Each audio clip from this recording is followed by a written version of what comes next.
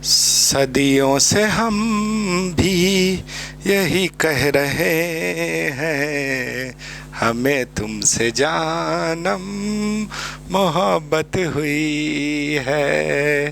तेरा नाम लेने की चाहत हुई है, हमें तुमसे जानम मोहब्बत हुई है। हेलो दोस्तों, आप सभी का स्वागत है डिफेंस इंस्टीट्यूट के यूट्यूब चैनल पर। और हम लोग एसएससी जीडी के लिए सफल बैच की शुरुआत कर रहे थे, तो आज हम फिर एक नई क्लास के साथ में हाजिर हो गए हैं। और आज की क्लास का टॉपिक या सब्जेक्ट जो रहना है पॉलिटी या संविधान। तो अभी तक की क्लास में हमने 2 सब्जेक्ट आपको कंप्लीट करा दिए हुए हैं, एक आपका स्टैटिक जीके और आर्ट एंड कल्चर। और सबसे मोस्ट इम्पॉर्टेंट सब्जेक्ट आपके लिए शुरू होने वाला है संविधान या पॉलिटी। तो आप सभी लोग आ जाइए, ठीक, नींद से जाग करके। जो लोग अभी सो रहे हैं सो करके आ जाइए और कॉपी और पेन लेकर के आप लोग तैयार बैठिए। तो चलिए आज की क्लास शुरू करते हैं। और आज की क्लास में हम लोग कौन कौन सी चीज़ों पर चर्चा करेंगे। तो एक बच्चों आपका टॉपिक जो रहेगा वो आपका रहेगा संविधान सभा। संविधान कहाँ गया भाई? आओ भाई कंप्यूटर महोदय। संविधान सभा की बैठकें और समितियां, और साथ में हम लोग देखेंगे अनुसूचियां। और संविधान की आज हम लोगों की कौन सी क्लास है? Class number 1। तो नई जोश के साथ आ जाइए। और ऐसा कोई आज तक एग्जाम कंपटीशन का नहीं बना है जहां से संविधान से क्वेश्चन ना पूछा गया हो।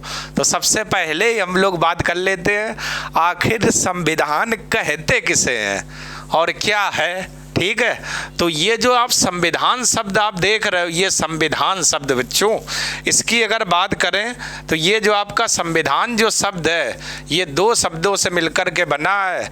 एक आपका शब्द कौन सा है? सम, और दूसरा शब्द आपका कौन सा? विधान, ठीक है। 2 शब्दों से मिलकर आपका क्या बना है? संविधान बना हुआ है। इस सम का अर्थ जो बच्चों आपका होता है वो होता है बराबर। सम माने क्या होता है? बराबर। और इस विधान का जो अर्थ होता है वो होता है नियम और कानून। नियम और कानून, यानी नियम और कानून, ठीक है। ये आपके 2 शब्द हमारे निकल कर आए। यानी संविधान किसे कहते हैं? तो सम का अर्थ होता है बराबर और विधान का अर्थ होता है नियम और कानून। तो परिभाषा आपके लिए संविधान की क्या निकल के आ गई?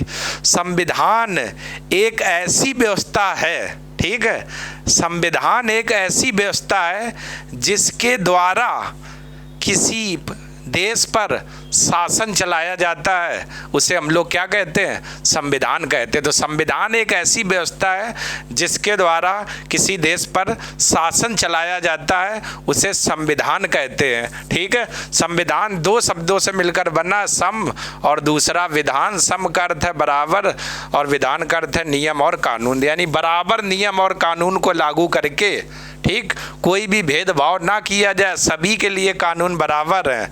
और जिस देश पर यह शासन नियम और कानून की व्यवस्था चलाई जाती है उसको हम लोग क्या कहते हैं? संविधान कहते हैं। सीधी सीधी भाषा में संविधान वह व्यवस्था है जिसके द्वारा किसी देश पर शासन चलाया जाता है, उसे हम लोग क्या कहते हैं? संविधान कहते हैं, संविधान कहते हैं, ठीक है बच्चों। तो आप लोग संविधान का जो आपका सब्जेक्ट है ये बहुत बड़ा सब्जेक्ट है। और आप लोग कमेंट करते रहना, और जो भी क्वेश्चन आप लोग पूछना चाहें संविधान में आप लोग कमेंट जरूर करते रहना, आपके क्वेश्चनों का तत्काल आंसर दिया जाएगा, ठीक है बच्चों। तो चलिए, तो सबसे पहले हम लोग बात कर लेते हैं संविधान की बैठकों को लेकर के। संविधान की बैठकों को लेकर के तो जरा देखते हैं संविधान की बैठकें। तो सबसे पहले हम लोग बात करें तो यहाँ से एक सवाल बच्चों और पूछा जाता है संविधान की बैठकों से पहले एक चीज़ हम लोग और समझ लेते हैं। आप लोगों ने बच्चों एक नाम सुना होगा, cabinet mission. Cabinet mission, cabinet mission, ये बच्चों आप लोगों ने नाम सुना होगा, कैबिनेट मिशन। और ये मिशन कब आया था? भारत कब आया था? तो ये बच्चों आपका मिशन आया था मार्च 1946 में। ये आपका कैबिनेट मिशन भारत आया हुआ था।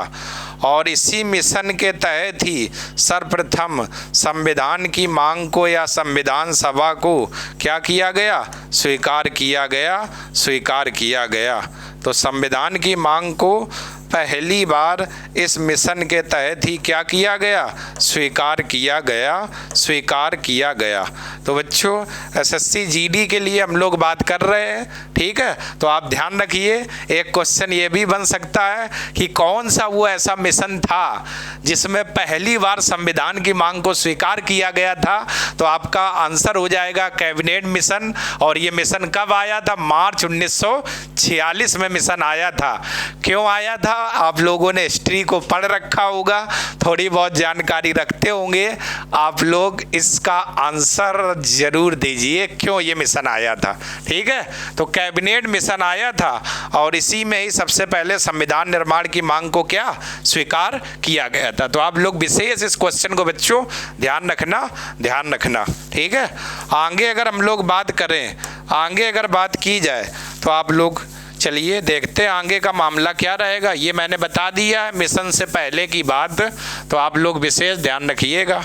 अब बैठकों की बच्चों अगर बात करें तो बैठकों देखो, पहली जो संविधान सभा की बैठक हुई थी वो हुई थी कब, 9 दिसंबर 1946 में। और कहाँ पर, दिल्ली में की गई थी संविधान सभा की पहली बैठक 9 दिसंबर 1946 दिल्ली में। और इस बैठक में हुआ क्या था, तो इसमें बच्चों इस बैठक में कुल 211 सदस्यों ने भाग लिया हुआ था। 211 सदस्यों ने संविधान सभा की पहली बैठक में टोटल 211 सदस्यों ने भाग लिया हुआ था। लेकिन समस्या क्या थी, समस्या ये थी कि 211 सदस्य तो आ गए, लेकिन वही प्रॉब्लम, आखिर अध्यक्ष किसे बनाया जाए और अध्यक्ष का चुनाव कैसे किया जाए। तो उस समय बच्चों फ्रांस में एक परंपरा थी और वो परंपरा ये थी कि जो सबसे बुजुर्ग व्यक्ति होगा उसी को अध्यक्ष बना दिया जाएगा। तो इन 11 सदस्यों में से सबसे बुजुर्ग जो व्यक्ति थे वो थे डॉक्टर सच्चिदानंद सिन्हा। इसलिए सच्चिदानंद सिन्हा को संविधान सभा का अस्थायी अध्यक्ष बना दिया गया, पहली बैठक में अस्थायी अध्यक्ष बना दिया गया। और इसके बाद बच्चों देखो जरा, मुस्लिम लीग ने पहली बैठक का बहिष्कार किया और पाकिस्तान के लिए अलग संविधान सभा की क्या की, मांग की, या अलग संविधान की मांग की, ठीक है बच्चों, अलग संविधान की मांग की। तो यहाँ से अभी तक 3 बातें हो गई। पहली बैठक 9 दिसंबर 1946 को, और इस बैठक में कुल सदस्य कितने आए हुए थे, 211। लेकिन समस्या ये थी कि अध्यक्ष किसे बनाया जाए। तो फ्रांस में एक परंपरा चल रही थी कि जो सबसे बुजुर्ग व्यक्ति होगा उसी को अध्यक्ष बना दिया जाएगा, और इसमें सबसे बुजुर्ग व्यक्ति थे डॉक्टर सच्चिदानंद सिन्हा। इसलिए बच्चों डॉक्टर सच्चिदानंद सिन्हा को कैसा अध्यक्ष बना दिया गया, अस्थायी अध्यक्ष। और इस बैठक का बहिष्कार किसने किया था, मुस्लिम लीग ने या मोहम्मद अली जिन्ना ने। क्यों, क्योंकि ये अलग संविधान सभा की मांग कर रहे थे, हमारा अलग से क्या हो, संविधान हो, ठीक है, क्लियर बच्चों। तो तारीख ध्यान रखना, 9 दिसंबर 1946 दिल्ली, और कुल सदस्य 211। अस्थायी अध्यक्ष कौन थे, डॉक्टर सच्चिदानंद सिन्हा। चलिए बच्चों स्क्रीनशॉट ले लो, फिर हम लोग आगे बात करते हैं। अब आप देखो 9 के बाद आप देखिए 9 के बाद 10 तारीख आती है और 10 के बाद 11, 2 दिन बाद, मंथ भी सेम, सन भी सेम, केवल समय और टाइम बदल गया। तो 2 दिन बाद यानी दूसरी बैठक होती है। दूसरी बैठक कब, 11 दिसंबर 1946 दिल्ली में। और इसमें जो अध्यक्ष थे वो बच्चों मामला क्या रहा, अभी तक क्या था, अभी तक था ये अध्यक्ष जो थे वो अस्थायी थे, लेकिन इस दूसरी बैठक में स्थायी अध्यक्ष कर दिया गया कि भाई स्थायी के लिए बनाए, अस्थायी से काम नहीं चलेगा। तो यहाँ पर डॉक्टर राजेंद्र प्रसाद को बनाया गया, कैसा, स्थायी अध्यक्ष।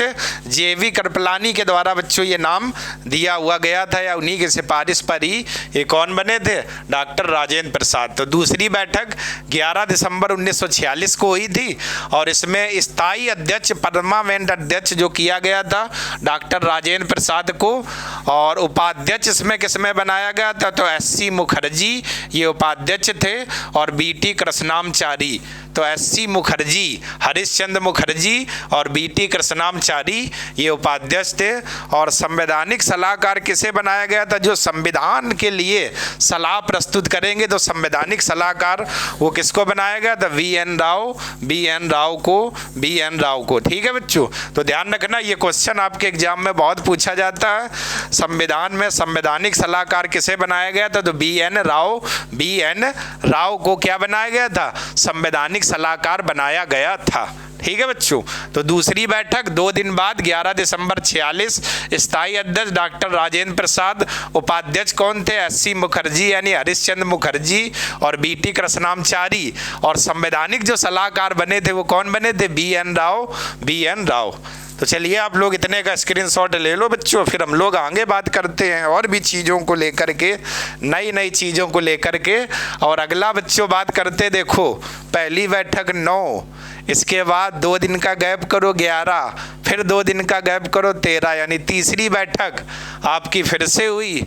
कहाँ पर हुई, 13 दिसंबर 1946 को, 13 दिसंबर 1946 को। 2 दिन का गैप है, 9 2 11 2 13, मंथ भी सेम सन भी सेम। ठीक है, तो 13 दिसंबर 1946 को हुई। जवाहरलाल नेहरू ने उद्देश्य प्रस्ताव पेश किया और इसी उद्देश्य प्रस्ताव के आधार पर भारतीय संविधान की प्रस्तावना निर्मित की गई। प्रस्तावना, तो बच्चों मोस्ट इंपॉर्टेंट यहाँ से एक सवाल पूछा जाता है कि जवाहरलाल नेहरू के द्वारा जो उद्देश्य प्रस्ताव पेश किया गया था वो किस बैठक में पेश किया गया था, तो तीसरी बैठक कब हुई थी, 13 दिसंबर 1946 को। उद्देश्य प्रस्ताव किसने प्रस्तुत किया था, पंडित जवाहरलाल नेहरू ने। ठीक है, तो ये उद्देश्य प्रस्ताव बच्चों पेश किया था और इसी उद्देश्य प्रस्ताव के आधार पर जो प्रस्तावना आपकी थी वो प्रस्तावना क्या की गई थी, निर्मित की गई थी। प्रस्तावना निर्मित की गई थी। क्लियर बच्चों, तो आप विशेष ध्यान रखना, उद्देश्य प्रस्ताव का मतलब अब सर्वोच्च शक्ति भारत के जनता के हाथ में होगी और जनता ही अपने राष्ट्राध्यक्ष का चुनाव करेगी। ठीक है, सर्वोच्च शक्ति जनता के हाथ में होगी और जनता ही अब चुनाव करेगी, जिसे चाहेगी उसको चुनेगी और जिसे नहीं चाहेगी उसको नहीं चुनेगी। ठीक है, तो ध्यान रखना बच्चों। तो अभी तक के मामले में देखो, एक बार फिर से देखते हैं। पहली बैठक 9 दिसंबर 1946। ठीक, कुल सदस्य कितने आए थे, 211। सबसे बुजुर्ग व्यक्ति कौन थे, सच्चिदानंद सिन्हा अस्थायी, और बहिष्कार किसने किया था, मुस्लिम लीग ने। 2 दिन बाद दूसरी बैठक कब हुई थी, 11 दिसंबर 1946। डॉक्टर राजेंद्र प्रसाद को स्थायी अध्यक्ष बना दिया गया, उपाध्यक्ष एस.सी. मुखर्जी और बी.टी. कृष्णामचारी, और संवैधानिक सलाहकार कौन थे, बी.एन. राव। और फिर देखिए तीसरी बैठक हुई 13 दिसंबर 1946 में। जवाहरलाल नेहरू ने उद्देश्य प्रस्ताव पेश किया और इसी के प्रस्ताव के आधार पर ही संविधान की प्रस्तावना निर्मित की गई। क्लियर, तो चलिए बच्चों स्क्रीनशॉट लो आप लोग, फिर हम लोग आगे बात करते हैं। आगे की कहानी ओहो बहुत गजब बच्चों, मजा आ जाएगा। 26 नवंबर 1949 को संविधान बनकर तैयार हुआ, पारित हुआ। यहाँ पर बच्चों शब्द रहेगा बनकर तैयार हुआ। ठीक है, 26 नवंबर 1949 को संविधान बनकर तैयार हुआ और इसी दिन संविधान अंगीकृत, अधिनियमित और आत्मसमर्पित किया गया। अंगीकृत मतलब हम भारत के लोग स्वीकार करते हैं। ठीक है, अंगीकृत। अधिनियमित मतलब अपने ऊपर लागू करते हैं। आत्मसमर्पित मतलब पूरे तरीके से इसके प्रति क्या है, समर्पित है। तो पहला क्वेश्चन पूछता है संविधान कब बनकर तैयार हुआ, तो 26 नवंबर 1949 को संविधान बनकर तैयार हुआ और किस दिन अंगीकृत, अधिनियमित और आत्मसमर्पित भी किया गया। तब भी बच्चों तारीख रहेगी 26 नवंबर 1949। और इसमें कुल 284 लोगों ने हस्ताक्षर किए और सबसे पहले हस्ताक्षर किए थे जवाहरलाल नेहरू ने और इसमें महिलाओं की बात करें तो 15 महिलाएं थी, जिसमें से 8 महिलाओं ने क्या किए थे, हस्ताक्षर किए थे, हस्ताक्षर किए थे। ठीक है, तो संविधान कब बनकर तैयार हुआ, 26 नवंबर 1949 को, 26 नवंबर 1949 को। किस दिन अंगीकृत अधिनियमित और आत्मसमर्पित किया गया, तो सेम वही तारीख 26 नवंबर 1949 को। कुल कितने लोगों ने हस्ताक्षर किए, तो 284 लोगों ने हस्ताक्षर किए थे, जिसमें से 15 महिलाएं थी। इन 15 में से 8 महिलाओं ने हस्ताक्षर किए थे, हस्ताक्षर किए थे। और आप देखिए, अगर पूछे संविधान आंशिक रूप से कब लागू हुआ, तो यहाँ से बच्चों एक क्वेश्चन और पूछ सकता है। तो जरा देखते हैं इस क्वेश्चन को, हम लोग लिखने का और समझने का प्रयास करते हैं जरा। तो जरा देखिए बच्चों, देखिए जबरदस्त क्लास आप लोग देखिए। एक क्वेश्चन आपसे यहाँ पर ये और पूछ सकता है, संविधान आंशिक रूप से कब लागू हुआ, संविधान आंशिक रूप से कब लागू हुआ, कब लागू हुआ। ठीक है, आंशिक रूप से कब लागू हुआ, तो देख लो बच्चों, मतलब पूरी तरीके से नहीं लागू हुआ, थोड़ा सा लागू हुआ।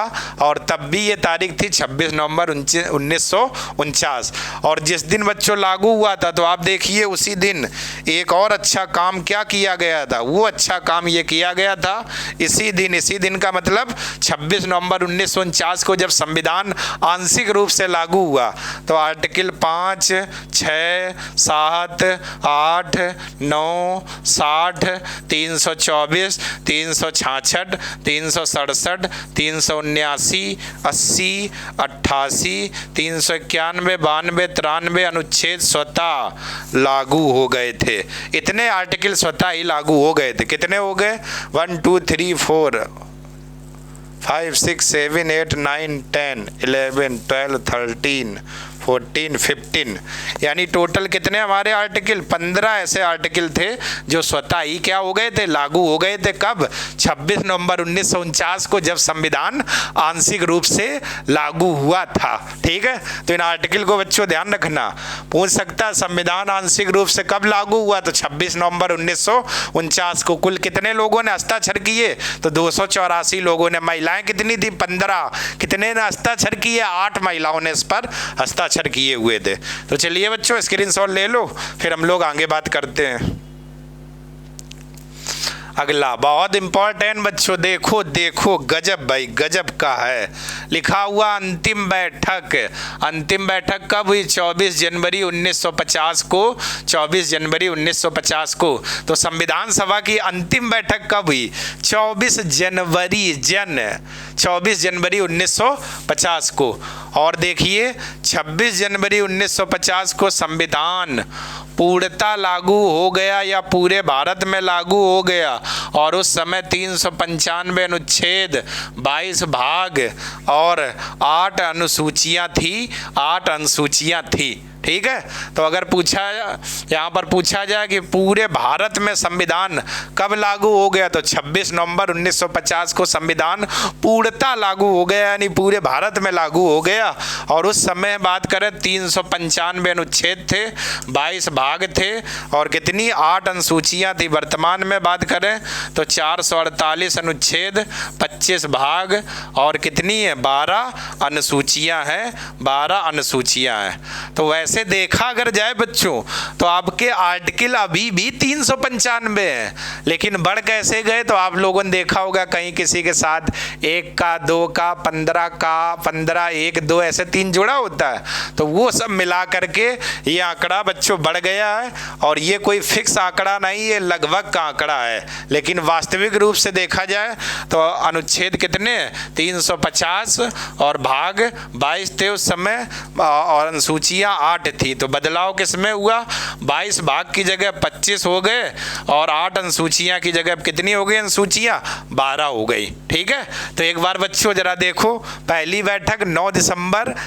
9 दिसंबर 1946 दूसरी बैठक, 11 दिसंबर 1946 तीसरी बैठक, 13 दिसंबर 1946। और संविधान कब बनकर तैयार हुआ? तो 26 नवंबर 1949 को। किस दिन अंगीकृत अधिनियमित हुआ? तो 26 नवंबर 1949 को। संविधान सभा की अंतिम बैठक कब हुई? तो 24 जनवरी 1950 को। और संविधान पूरे भारत में कब लागू हुआ? 2 दिन बाद 26 नवंबर 1950 को लागू हो गया। अब देखिए जरा, 24 जनवरी 1950 और 26 जनवरी 1950 को संविधान पूर्णतः लागू हो गया। तो बच्चों अब जरा देखना, गौर करना, जब संविधान 26 नवंबर 1949 को बन गया था तो फिर संविधान निर्माताओं ने इस दिन क्यों नहीं लागू किया? आखिर ये 26 जनवरी 1950 को ही क्यों लागू किया? तो इसका कारण ये था, 1929 में बच्चों 30 में 1929 में रावी नदी के किनारे जवाहरलाल नेहरू ने तिरंगा झंडा फहराया था और अगली सुबह में कहा था जिस दिन हम आज़ाद होंगे, ठीक है, वो दिन हमारा 26 जनवरी को होना चाहिए। तो उनकी तारीख को यादगार बनाने के लिए संविधान निर्माताओं ने इसी दिन 26 जनवरी 1950 को संविधान को पूरे भारत में क्या कर दिया था? लागू कर दिया था। क्लियर बच्चों? तो चलिए आप लोग इतने का स्क्रीनशॉट ले लो, फिर हम लोग आगे बात करते हैं। आगे बात करें तो बच्चों एक नोट लगा हुआ है और नोट बहुत ही ज़बरदस्त है भाई। कितने का है? नोट नंबर 1 रुपए का नोट है, ठीक है। क्या था? राष्ट्रगीत। राष्ट्रगीत को संविधान ने कब अपनाया? 24 जनवरी 1950। और ये तारीख देखो कब है? जब संविधान सभा की अंतिम बैठक हुई थी 24 जनवरी 1950 को।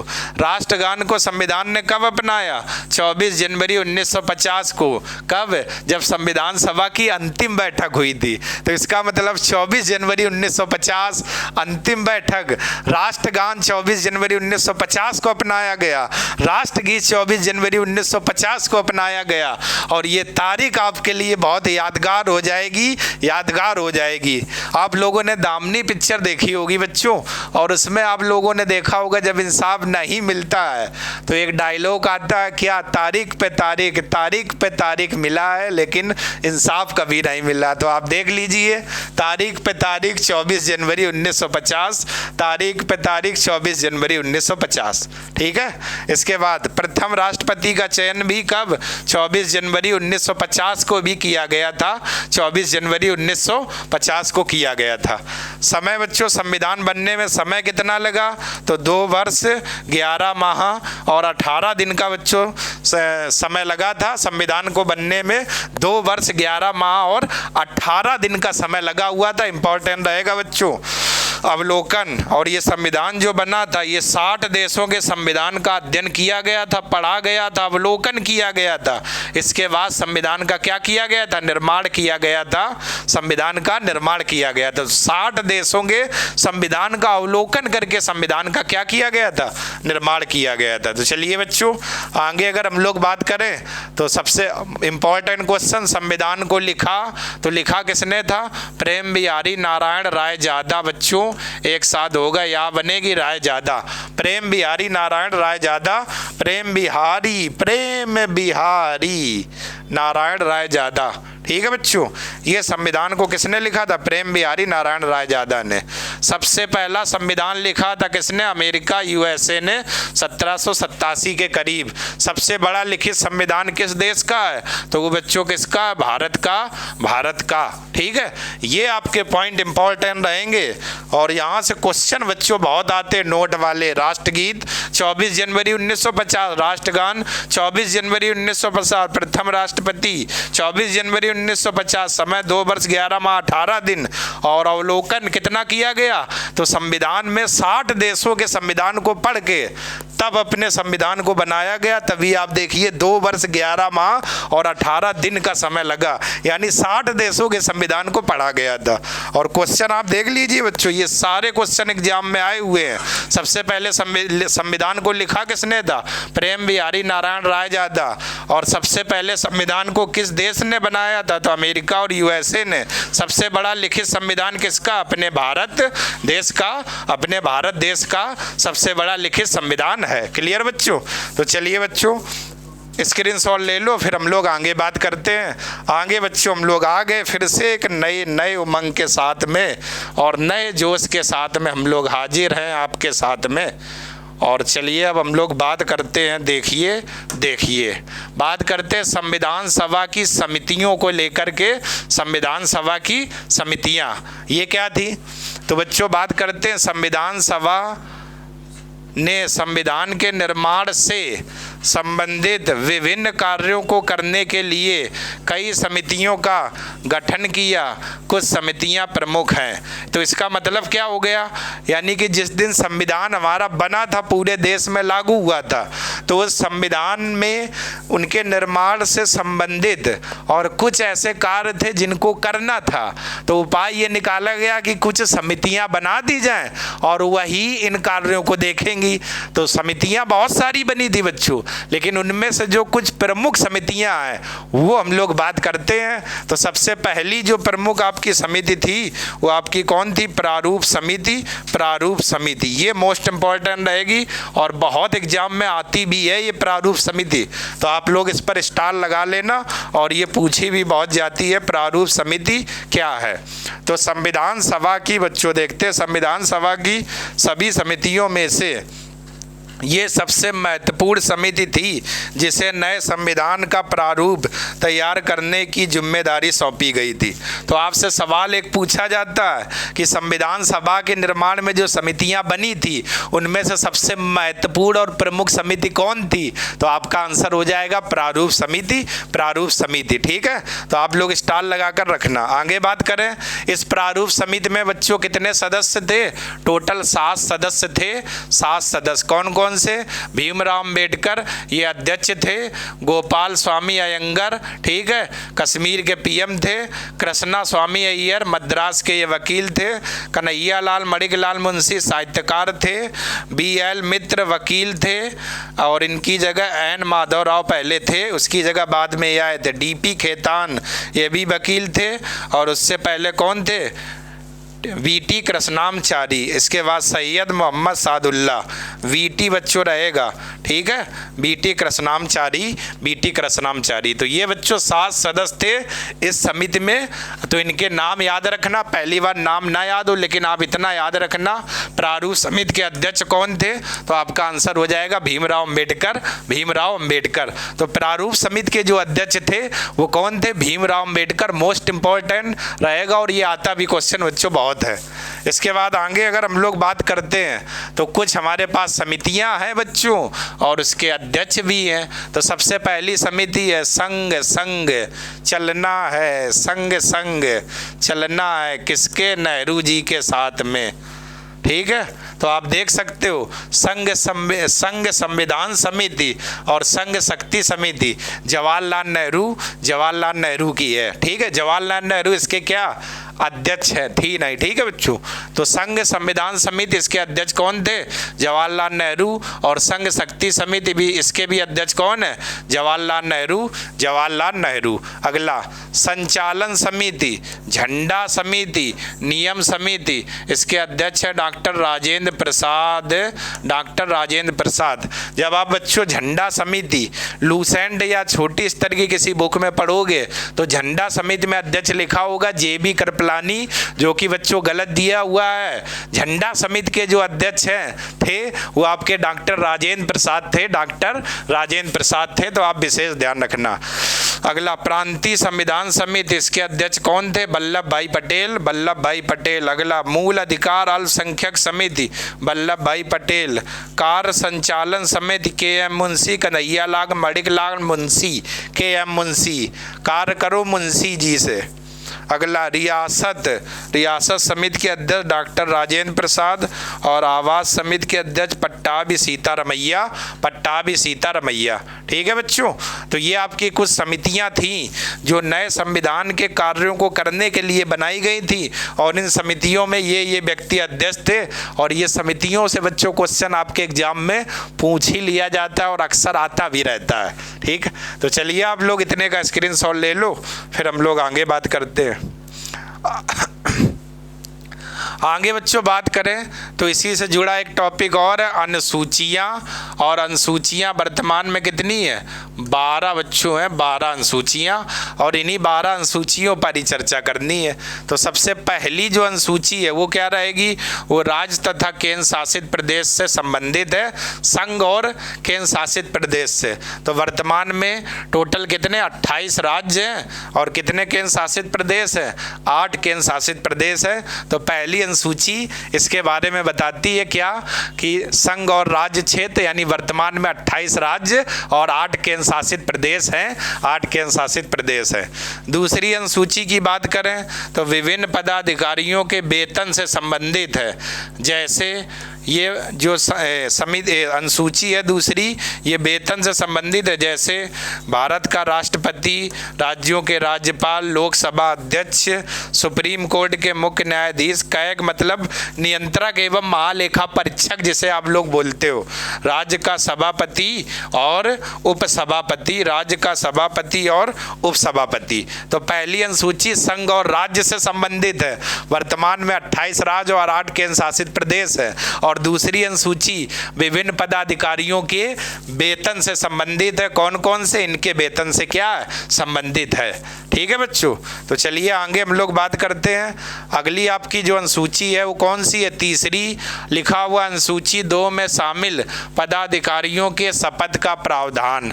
यानी अनुसूची 2 में जितने भी मैंने पदाधिकारियों के नाम लिखे, राष्ट्रपति, ठीक है, लोकसभा अध्यक्ष, सुप्रीम कोर्ट के मुख्य न्यायाधीश, इनके शपथ के प्रावधान के बारे में बताया गया है। कौन सी? अनुसूची 3 और शपथ भी 3 शब्दों से मिलकर बना है। ठीक है, यानी देखना अनुसूची 3 किससे शामिल है? 3, और शपथ भी 3 शब्दों से मिलकर बना है। 3 और 3, 1 2 3, शपथ शपथ शपथ। तो तीसरी अनुसूची किससे संबंधित है? शपथ से संबंधित है, शपथ से संबंधित है। तो आप लोग विशेष ध्यान रखिएगा बच्चों, तीसरी अनुसूची हमारी शपथ से। अगला चौथी है राज्यसभा में प्रतिनिधित्व, मतलब कि राज्यसभा में सीटों का वितरण, राज्यसभा में सीटों का वितरण, राज्यसभा में सीटों का वितरण। ठीक है, यहाँ पर लिख देता हूँ, राज्यसभा में सीटों का वितरण। राज्यसभा में कितनी सीटों पर कौन कौन से राज्य से कितने व्यक्ति आएंगे राज्यसभा में, वही सीटों का वितरण किया गया है। तो चौथी अनुसूची बताती है राज्यसभा में सीटों का प्रतिनिधित्व या आवंटन या वितरण। अगला पांचवी है एससी व एसटी के प्रशासन तथा उनके नियंत्रण से संबंधित है। एससी मतलब अनुसूचित जाति और एसटी मतलब अनुसूचित जनजाति। ठीक है, एससी के लोग पहले गाँव में रहते थे और एसटी के लोग ये जंगल अंगर अदर वैसे आउट एरिया में निवास किया करते थे। तो इनके ऊपर प्रशासन और नियंत्रण रखा गया। इनके प्रशासन और नियंत्रण के बारे में ये बताती है कि इनको भी आगे बढ़ने का मौका दिया जाए और इनके लिए कुछ भी नियंत्रण किया जाए। ठीक है, तो ये जो अनुसूची 5वीं है ये हमारी एससी और एसटी के प्रशासन तथा नियंत्रण से क्या है? संबंधित है। अगला बच्चों विशेष 6वीं असम, मेघालय, त्रिपुरा, विपुरा लिखा हुआ है, त्रिपुरा होगा, और मिजोरम के जनजाति क्षेत्रों के प्रशासन तथा नियंत्रण से संबंधित है। स्पेशल 4 राज्य की बात हो रही है और पूर्वोत्तर भारत के राज्य हैं असम, मेघालय, त्रिपुरा और मिजोरम। और जानबूझ के मणिपुर आपको ऑप्शन में जरूर देता है ताकि आप फंसो और गलत करो।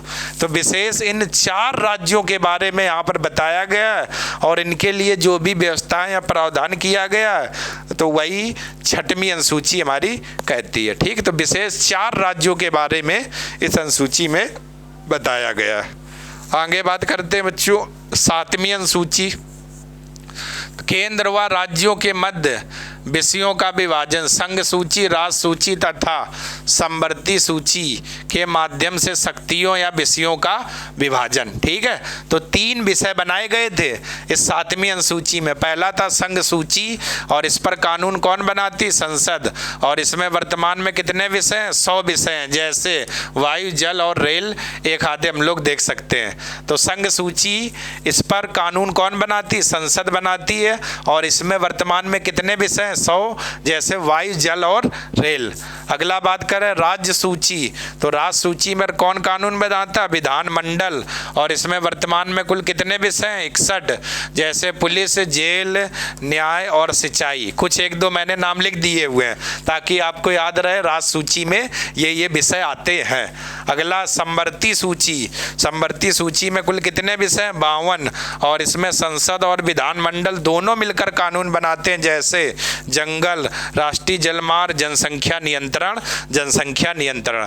तो 7वीं अनुसूची विषयों का विभाजन करती है और 3 विषय बताए गए, संघ सूची, राज्य सूची और समवर्ती सूची। संघ सूची में 100 विषय जैसे वायु, जल, रे। राज्य सूची में 61 विषय और आपके समवर्ती सूची में कितने? 52 विषय हैं, 52 विषय हैं। क्लियर? तो चलिए बच्चों आप लोग स्क्रीनशॉट ले लो, फिर हम लोग आगे बात करते हैं। अगला है हमारी 8वीं अनुसूची, और 8वीं अनुसूची में मान्यता प्राप्त कितनी भाषाएं हैं? 22 भाषाएं हैं, 22 भाषाएं हैं। और एक संविधान संशोधन हुआ था, 21वां संविधान संशोधन, जिसमें सिंधी भाषा को जोड़ा गया था। एक हुआ था 71वां संविधान संशोधन, जिसमें मणिपुरी, कोंकणी और नेपाली भाषा को जोड़ा गया था। और एक हुआ था 92वां संविधान संशोधन, इसमें बोंडो, डोगरी, मैथिली और संथाली भाषा को जोड़ा गया था। ठीक है बच्चों, तो ये 2 आप लोग याद रखना, यहाँ से क्वेश्चन आ जाता है किस संविधान संशोधन के तहत बोंडो और डोगरी भाषा को जोड़ा गया था? तो 92वां संविधान संशोधन के तहत बोंडो और डोगरी भाषा को क्या जोड़ा गया था? तो मान्यता प्राप्त 22 भाषाएं हैं, और 21 के तहत सिंधी भाषा, 71 के तहत मणिपुरी और 92वां के तहत कौन सी? बोंडो, डोगरी, मैथिली और संथाली भाषा को जोड़ा गया था। चलिए आगे हम लोग बात करते हैं।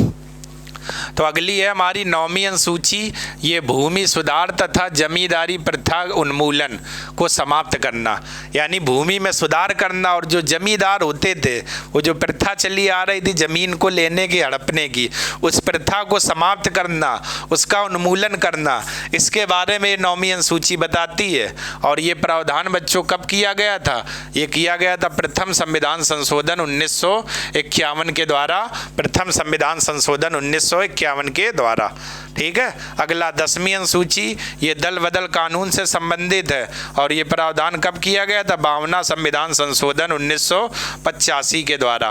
ठीक है, मतलब चुनाव से पहले आप किसी भी पार्टी में जा सकते हो, बदल सकते हो, लेकिन अगर चुनाव हो गया तो फिर आप पार्टी नहीं बदल सकते हो। तो दल बदल कानून से संबंधित है, जैसे नेता नहीं पार्टी बदल लेते, इधर की उधर, उधर की इधर। ठीक है, तो 52वां संविधान संशोधन 1985 से ये संबंधित है। तो 10वीं अनुसूची दल बदल कानून से संबंधित है, और ये प्रावधान कब किया गया था?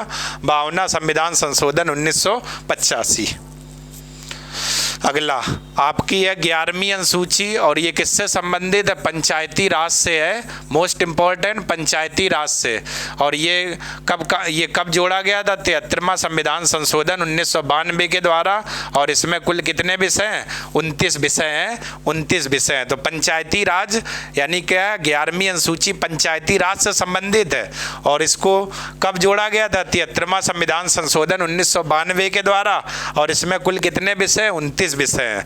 अगला 12वीं अनुसूची, ये नगर निगम या नगर पालिका से संबंधित है, और ये प्रावधान कब किया गया था? 74वां संविधान संशोधन 1993 के द्वारा। और विषय कितने इसमें? 18 विषय हैं, 18 विषय हैं। तो ये बच्चों आप लोगों ने देखा कौन? टोटल 12 अनुसूचियां देखी। अब इन अनुसूचियों में हम लोग बात कर लें आपके लिए कौन सी इंपॉर्टेंट रहेगी। तो ईश्वर ने चाहा अगर, तो आपको वही इंपॉर्टेंट मिलेगा जिस पर मैं स्टार लगाऊंगा। तो एक तो आप दूसरी अनुसूची आप लोग बच्चों मोस्ट इम्पॉर्टेंट कर रखना, बहुत एग्जाम में आती है। दूसरी के बाद एक चौथी भी बहुत पूछी जाती है, और चौथी के बाद छठवीं, ये बहुत आती है एग्जाम में। और अगर ईश्वर ने चाहा बच्चों तो आपको इसी स्टार में से क्वेश्चन मिल जाएगा।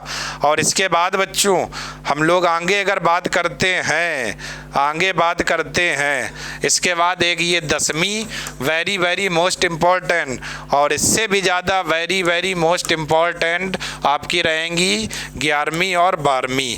ये आप देख सकते हो, इतनी अनुसूची बहुत पूछी जाती, मतलब कौन? अनुसूची 2, 4, 6, 10, 11 और 12 ये अनुसूचियाँ आप लोग याद कर लेना।